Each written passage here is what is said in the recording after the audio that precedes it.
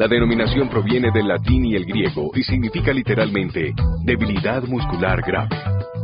La miastenia grave puede afectar a personas de cualquier edad y es más común en mujeres jóvenes y hombres de avanzada edad. No se conoce cura para la miastenia.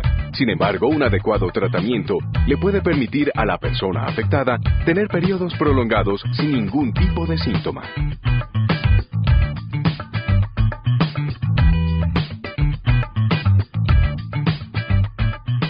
Mi nombre es Armando Noriega Lugo, soy el presidente de la Asociación Colombiana de Miastenia Gravis.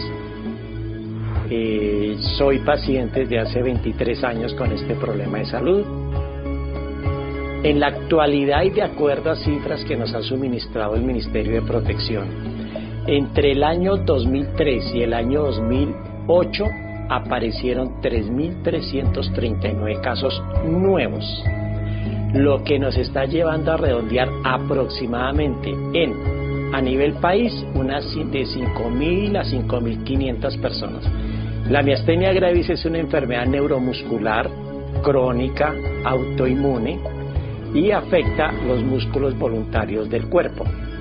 Y la sintomatología consiste en dificultad para ver, porque no se cae, hay caída de párpado, visión doble, dificultad para hablar, para masticar, para deglutir.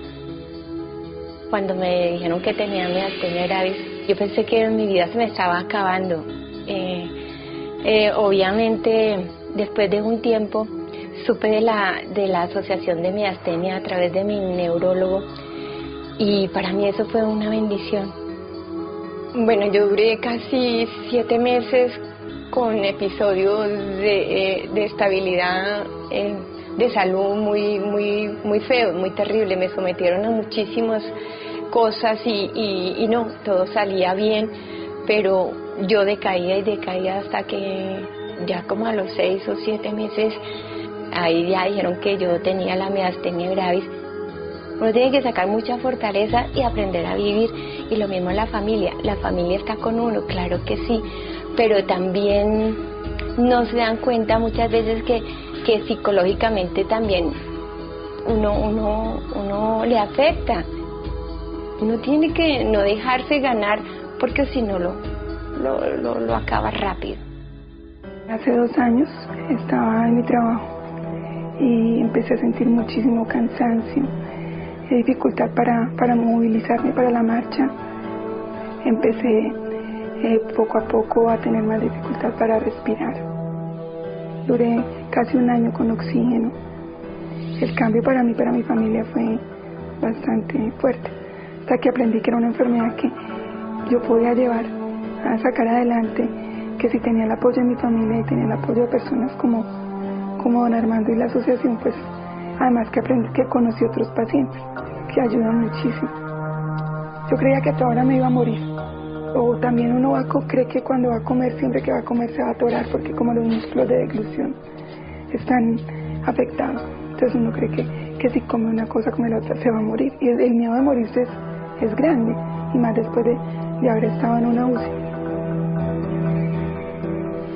Me acompaña Armando Noriega, presidente de la Asociación Colombiana de Miastenia Gravis, y la doctora Mejibe Majul, neuróloga clínica. Bienvenidos. ¿Cómo están? Bienvenidos. Armando, ¿a usted cuándo le diagnosticaron esto? A mí me la diagnosticaron hace 23 años. 23 años. Yo cuento ahorita, tengo 54 años, a los 31 más o menos. Me diagnosticaron por los síntomas que yo comencé a manifestar. Pues es una enfermedad desconocida, y para mí también y para mi familia. ¿Qué le empezó a dar a usted? Yo comencé con mucho cansancio en los brazos. Sí. Lo argumentábamos por el trabajo que yo realizaba en ese momento. Yo era trabajador de una entidad bancaria, trabajaba en las horas de la noche. Sí. Y argumentábamos todo que era por la actividad que yo llevaba. ¿Qué le tocaba hacer en el banco? Yo era operador de sistemas. Ajá. Entonces mi labor era muy larga. Podía empezar a las 2 de la tarde y terminar 4, 5, 6 de la mañana. Entiendo. Era muy larga. Entonces se fue argumentando. Después ya el siguiente síntoma fue el de la visión doble. Yo vi cómo yo escribiendo en una máquina y yo sentí que la máquina se fue para el lado derecho y vi dos máquinas. Sí. Entonces, pues también se argumentaba que podía ser por el esfuerzo que yo hacía por la actividad que hacía. Es paradójico decirlo, pero gracias a Dios fui a tratamiento particular con el oftalmólogo, sí. Me puso a terapias ortópticas, pero los resultados no se veían. Y la paradoja es de que se cayó el párpado, y afortunadamente se cayó el párpado. Entonces al caerse, porque yo estaba programado que para una cirugía ocular, pero no sabían qué era. Ya. Es decir, no le habían podido dar como con el chiste. Solamente iban a hacer la cirugía, pero ¿a qué? Entonces cuando se cayó, afortunadamente la profesional, la oftalmóloga cirujana, ella sí me diagnosticó y dijo, no, usted lo que tiene es otro problema. Me dio el nombre que ni siquiera lo sabíamos pronunciar. Y me dijo inmediatamente, váyase para el Seguro Social, sí. Que era el único ente que había en ese momento. Inmediatamente el médico general, el neurólogo, y me pusieron a tratamiento farmacológico.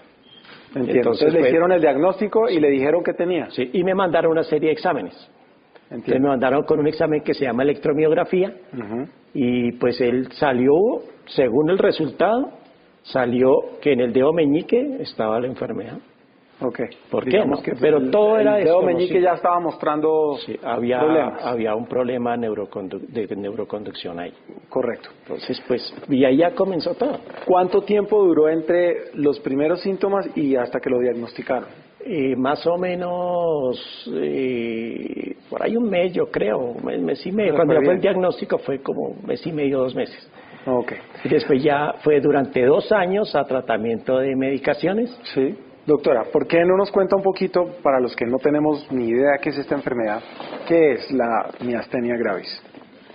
La miastenia gravis es una enfermedad neurológica que ataca directamente los receptores de los músculos de la unión neuromuscular. Entonces es una enfermedad donde el mismo cuerpo ataca con anticuerpos los receptores y se produce lo que está explicando Armando, que es la debilidad de los músculos y la fatigabilidad de los mismos. Entonces se sienten débiles y la enfermedad puede producir debilidad en diferentes partes del organismo, desde los músculos oculares, toda la mandíbula, comprometer los músculos respiratorios y la parte de toda la musculatura esquelética generalizada. De hecho, la enfermedad tiene 4 tipos de presentación. El 60% de la miastenia gravis se presenta como una miastenia ocular pura. Es decir, únicamente le pasa en los ojos. Únicamente ocurre debilidad en los ojos y las manifestaciones son las que nos explicaba ya Armando, que es la caída de los párpados, que médicamente es ptosis palpebral, y la visión borrosa, y en los casos ya extremos la visión doble.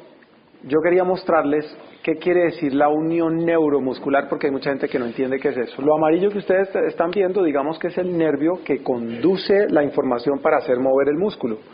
Y ahí hay una unión que se forma entre el nervio y el músculo y se llama la placa neuromuscular. ¿Se llama eso, doctora? Sí, la placa neuromuscular. Entonces, digamos que usualmente lo que empieza a suceder es que no se puede transmitir ese impulso a ese músculo y entonces los músculos, muchas partes de ese músculo no van a funcionar de la misma manera, entonces empieza a debilitarse el músculo que está afectado. Y esto puede suceder en muchos músculos del cuerpo o puede suceder puntualmente, por ejemplo, en los ojos, digámoslo así. Entonces hay muchas variedades de esta enfermedad y unas más severas que otras, diríamos, eso sería más o menos. Doctor, hablemos de los síntomas en general, es decir, ¿qué suele presentar una persona con miastenia gravis? El motivo de consulta usual cuando una persona llega con este tipo de diagnóstico es fatiga y la debilidad de la debilidad muscular, que se traduce en la fuerza, porque la enfermedad se manifiesta en la disminución de la fuerza de los músculos esqueléticos. Entiendo. Que pueden comprometerse de una manera selectiva o generalizada. Entonces ahí hay que aclarar por qué hay que diferenciar la enfermedad que es el diagnóstico hoy, que es la miastenia gravis, con respecto a otras patologías neurológicas, que hay que hacer diagnóstico diferencial. Es importante lo que dijo Armando, y es que fue a un oftalmólogo inicialmente y lo mandaron a ortóptica, Sí. porque únicamente vieron un síntoma y fue la diplopia. Que estaba viendo doble. En la diplopia del paciente con miastenia gravis es característico ver la mirada, y si enfocamos, Armando, la mirada del paciente con miastenia gravis es una mirada triste, porque la debilidad está en los párpados, en donde es el párpado caído. Sí. Y la diplopia es ocasional, va y viene, porque no hay compromiso de un músculo sino de todos. Entiendo. Y es selectiva de los músculos oculares, todo alrededor del párpado.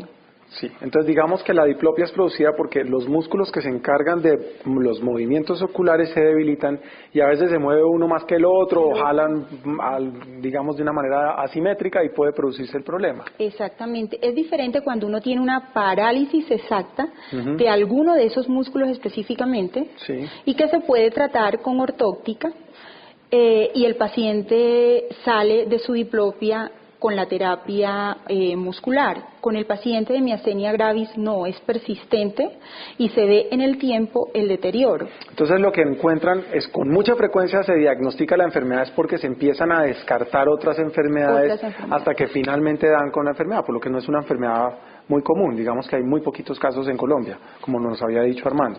Ahí es donde está la destreza del clínico. Uno de los diagnósticos diferenciales de la miastenia gravis están al lado las enfermedades paraneoplásicas que comprometen el sistema endocrinológico, ¿sí? Porque la enfermedad es una enfermedad que ataca directamente una sustancia importante que se llama la acetilcolina, en donde esta sustancia tiene que llegar a un receptor en la placa que vimos anteriormente, Sí. que nos mostró el doctor Sí. Mejía, y en la placa, al terminar la placa, o sea, en la unión que uno llama posinaxis, para que me entiendan, la comunicación del lenguaje de las neuronas se llama sinapsis. Entonces la alteración está cuando le entrego el mensaje al receptor.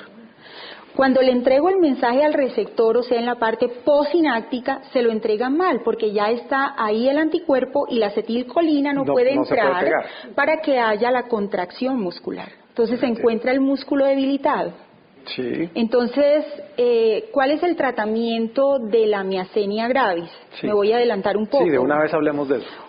Dentro del tratamiento está atacar directamente al síntoma con una sustancia que se llama piridostigmine.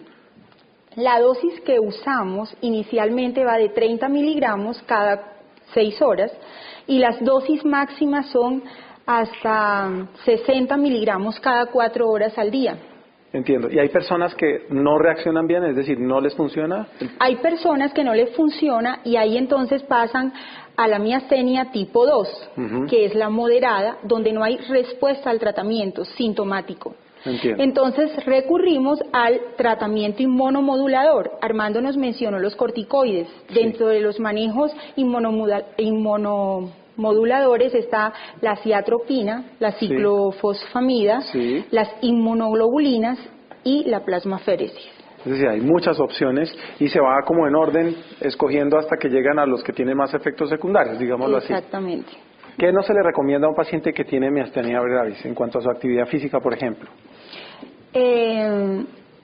Hay actividades profesionales que son contraindicación absoluta. Por ejemplo, un deportista que juegue squash, porque el requerimiento del estado físico es muy fuerte. Un tenista. Entonces, contraindicado. Contraindicado, claro. Hoy recomendamos terapia física en los pacientes con miastenia gravis, no más de 20 a 30 minutos, porque la fatigabilidad del músculo es con el ejercicio repetitivo, y eso se diferencia de otras enfermedades. La miastenia, el paciente se levanta bien, pero la debilidad ocurre en el transcurso del día.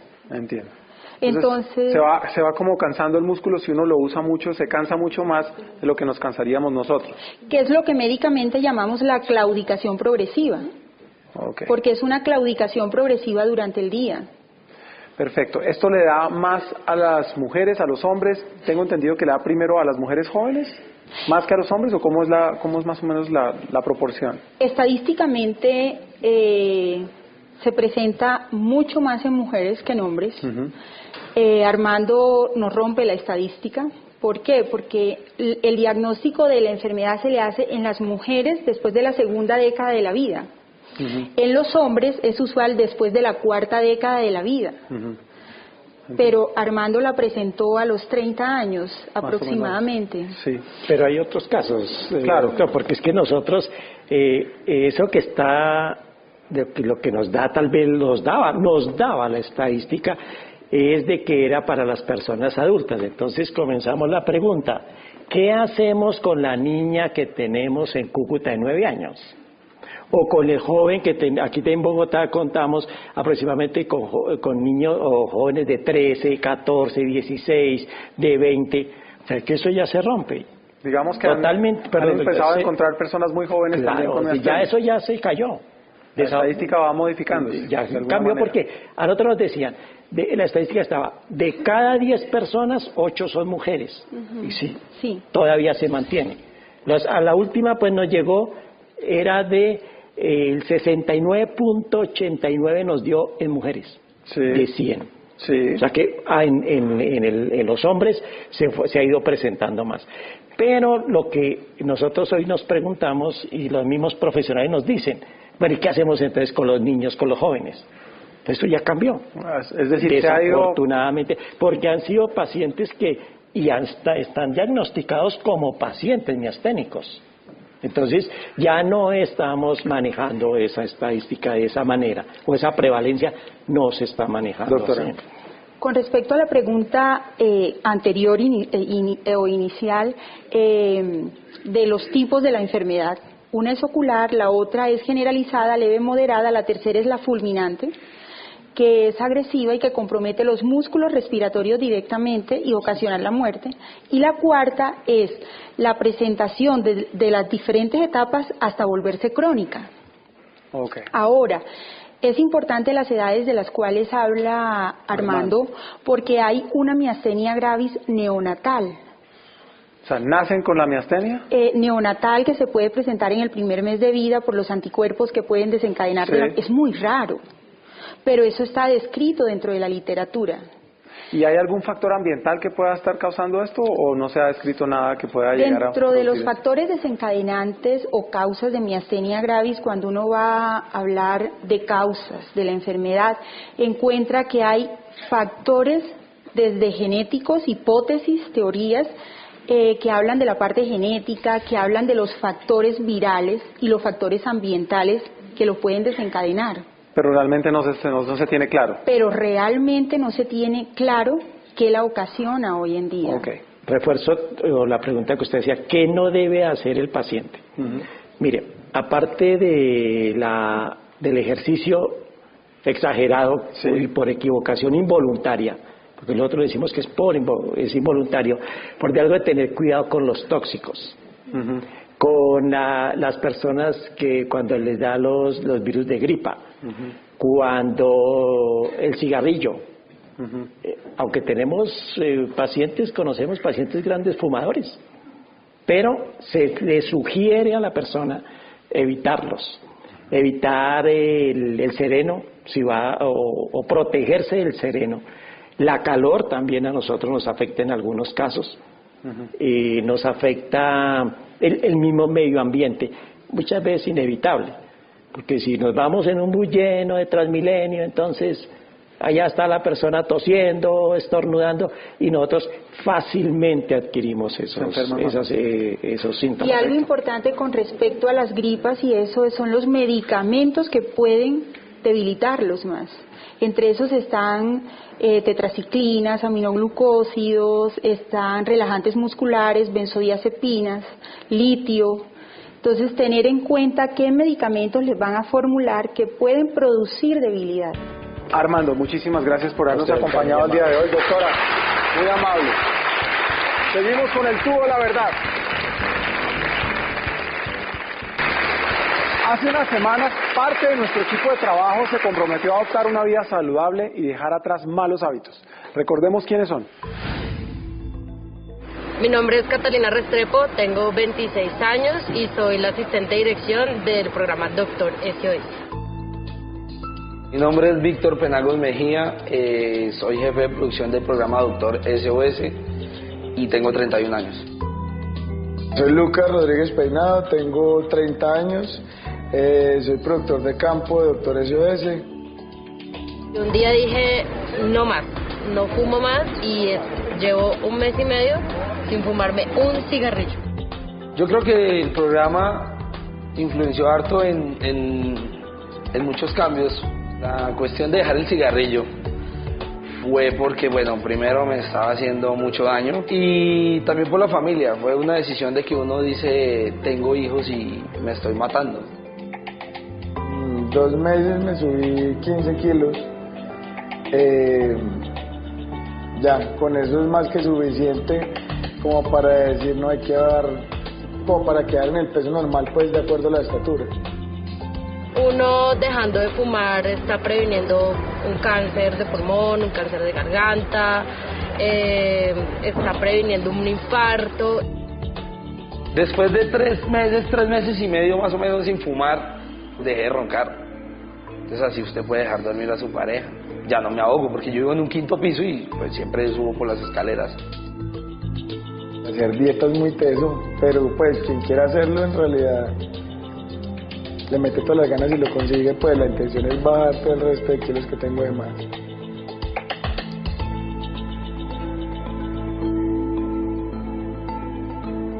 Llevo 2 meses y medio sin fumar, pues sin fumar nada. Lo único que no he podido manejar es la ansiedad, entonces como mucha hambre. Cuando empezamos a grabar el programa, los primeros capítulos siempre eran como guiados y enfocados a eso, al cigarrillo, a los problemas del cigarrillo.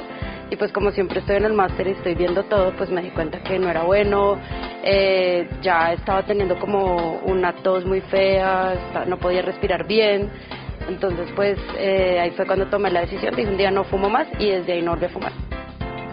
Yo pienso que me había cambiado en todo, en motivos de salud, ya no tengo esa tos, ya no huelo feo porque siempre huelo una cigarrita, cenicero. Y tercero, mi hija, que es como la que está más contenta con la decisión que tomé. Lo que más me ha costado el haber dejado de fumar es que uno, por medio de la ansiedad, empieza a comer más. Entonces ya empieza a tener problemas con el sobrepeso. Entonces ahí empieza uno como... Es otro sufrimiento aparte. Me levanto con más ánimo, no tengo ese dolorcito de garganta que sufre uno cuando fuma. Ya puedo hacer deporte más tranquilo. Mi familia es súper feliz el haber dejado de fumar porque también es un bien para ellos, debido a que cuando yo fumaba, pues fumaba dentro de la casa, entonces perjudica a uno a los que lo rodean. La idea es nunca más volver a coger ese vicio. Cuando participé en el Tubo de la Verdad fue la tapa de la olla, porque, bueno, igual las medidas que tenía, por la misma estatura, por el mismo peso, pues y la masa corporal, tenía un riesgo bastante grande de llegar a tener un infarto. Entonces bueno, pues entonces tocaba seguir con el proceso de seguir haciendo dieta. Entonces bueno, seguí haciendo la dieta pues y bueno, pues aquí voy, he rebajado 8 kilos. Es un proceso que pienso seguir hasta llegar al punto, pues de acuerdo con mi estatura debo pesar 70 kilos. Entonces pues bueno, la intención es eso, llegar a los 70 kilos. Y en realidad uno siente la diferencia. Cuando empiezas a rebajar, te empiezas a decir, obviamente la ropa te queda mucho más suelta, no te cansas tan rápido. Entonces son muchas ventajas que también, no sé en el momento, sumándole también que los que estuvimos en el Tubo de la Verdad, las otras personas que me acompañaron, dejaron el cigarrillo. Entonces yo dejé el cigarrillo hace un año y por haber dejado el cigarrillo por la ansiedad, fue que me empecé a subir de peso pues. Bueno, ya, ahí voy y seguiré hasta que llegue a los 70 kilos. Bien, doctor SOS.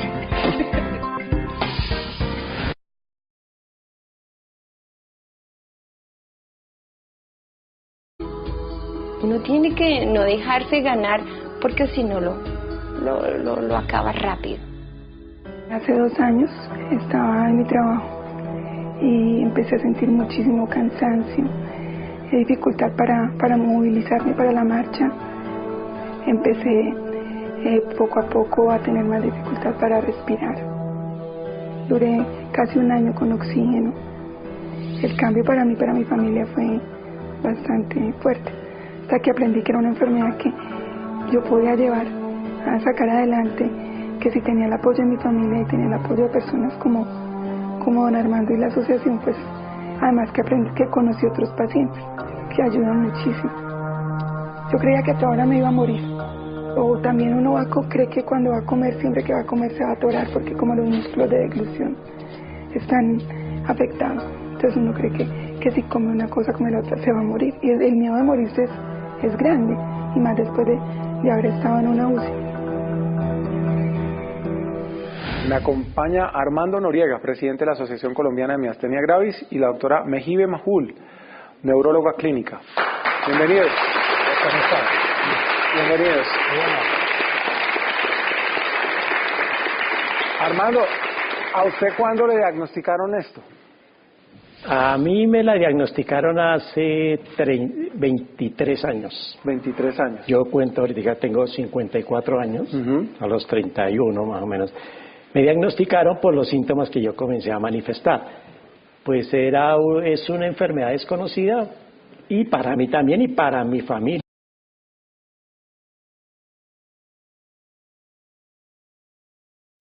La denominación proviene del latín y el griego y significa literalmente debilidad muscular grave.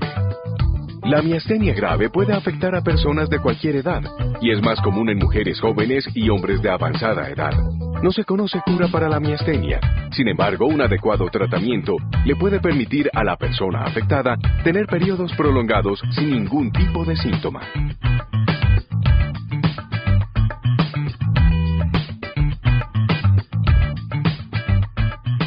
Mi nombre es Armando Noriega Lugo, soy el presidente de la Asociación Colombiana de Miastenia Gravis. Soy paciente desde hace 23 años con este problema de salud. En la actualidad... Obviamente, después de un tiempo, supe de la Asociación de Miastenia a través de mi neurólogo, y para mí eso fue una bendición. Bueno, yo duré casi 7 meses con episodios de estabilidad de salud muy feos, muy terribles. Me sometieron a muchísimas cosas y no, todo salía bien, pero yo decaía hasta que ya como a los 6 o 7 meses, ahí ya dijeron que yo tenía la miastenia gravis. Uno tiene que sacar mucha fortaleza y aprender a vivir, y lo mismo la familia está con uno, claro que sí, pero también no se dan cuenta muchas veces que psicológicamente también uno le afecta. De acuerdo a cifras que nos ha suministrado el Ministerio de Protección, entre el año 2003 y el año 2008 aparecieron 3.339 casos nuevos, lo que nos está llevando a redondear aproximadamente a nivel país unas de 5.000 a 5.500 personas. La miastenia gravis es una enfermedad neuromuscular crónica, autoinmune, y afecta los músculos voluntarios del cuerpo. Y la sintomatología consiste en dificultad para ver, porque no se cae, hay caída de párpado, visión doble, dificultad para hablar, para masticar, para deglutir. Cuando me dijeron que tenía miastenia gravis, yo pensé que mi vida se me estaba acabando.